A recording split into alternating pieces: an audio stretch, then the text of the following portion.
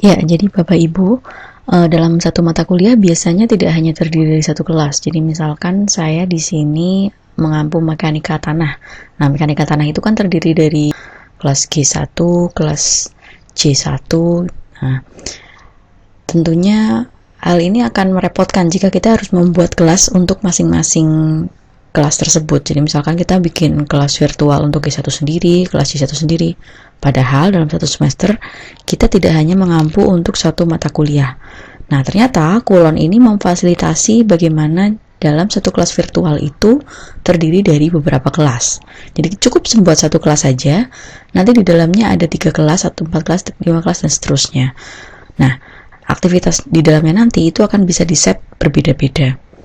Caranya seperti ini. Jadi kita masuk SSO, lalu masuk kuliah online. Jadi di sini misalkan saya mau mengedit kelas mekanika tanah ya. Jadi mekanika tanah ini isinya ada 2 kelas. Saya tidak perlu membuat satu-satu nih, nggak perlu mekanika tanah G1, nggak perlu mekanika tanah J1, tapi cukup satu aja ruang virtualnya, nanti kita bagi. Nah, caranya adalah ikon gerigi di sini, diklik, lalu edit setting. Lalu kemudian, bagian grup ini, yang bawah, ini kan ada no group, separate, visible. Nah, settingan awal itu pasti no group. Lalu kemudian Bapak Ibu pilih separate group. Lalu force group mode, ini settingan awal no, dipilih yes. Sudah, save and display. Ini langkah yang pertama. Kedua, Bapak Ibu masuk ke sini, partisipan.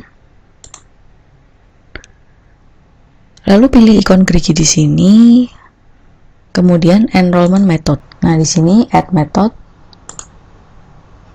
Pilih self enrollment. Lalu kita bikin kelas yang pertama. Jadi misalkan kelas G1. Kalau di kami namanya G dan J. G itu kelas gedung untuk mahasiswa konsentrasi gedung, J untuk mahasiswa konsentrasi jalan jembatan. Kalau misalkan di Bapak Ibu menggunakan kelas ABC, silakan disesuaikan. Lalu misal di sini enrollment key-nya. Nah, ini pilih use enrollment key, kita klik yes. Sudah, add method. Ada kelas G1. Kemudian satu kelas lagi karena kebetulan hanya 2.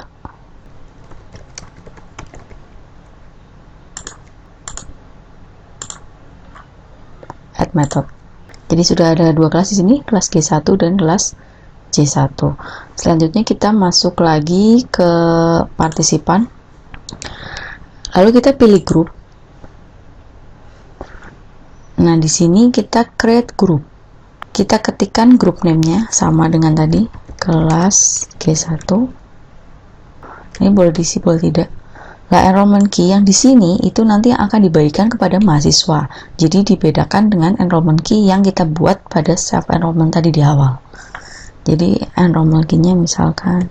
Nah, ini new pictures, ini boleh diisi, boleh tidak. Tapi kalau tidak langsung save change.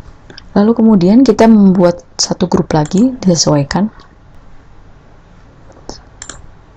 Nah, ini di sini enrollment key-nya kita ketik. Enrollment key di sini yang akan dibagikan kepada mahasiswa. Lalu kita pilih save change. Sudah, jadi otomatis ada 2 di sini. Dalam satu kelas Mektan 2 pilar itu akan ada 2 grup atau 2 kelas G1 dan J1. Ya, jadi Bapak Ibu, ini adalah tampilan dari sisi mahasiswa. Kalau misalkan mahasiswa masuk ke kelas yang sudah kita set dengan grup, nanti dia akan menyesuaikan tampilannya. Jadi tadi sudah saya bagi jadi kelas J1 dan G1, maka mahasiswa akan memilih mereka akan masuk di grup yang mana, apakah di kelas G1 atau J1, disesuaikan dengan kelasnya masing-masing. Jadi misalkan mahasiswa ini akan masuk di kelas G1, maka dia mengetikkan enrollment key yang sudah kita bagi sebelumnya. Jadi enrollment key-nya yang dipakai yang terakhir ya, yang di grup, bukan yang pertama di awal. Lalu mereka akan klik enroll me dan otomatis join di kelas G1 di ruang virtual mekanika tanah 2. Jadi kita tidak perlu membuat 2 kelas untuk satu mata kuliah. Begitu Bapak Ibu. Nah, setelah mahasiswa tadi mengklik enroll me, maka otomatis dia akan masuk di sini Bapak Ibu, di kelas G1. Ada 1 mahasiswa. Itu. Jadi nanti mahasiswa akan masuk sesuai dengan grupnya masing-masing. Nah, grupnya ini disesuaikan dengan kelasnya. gitu.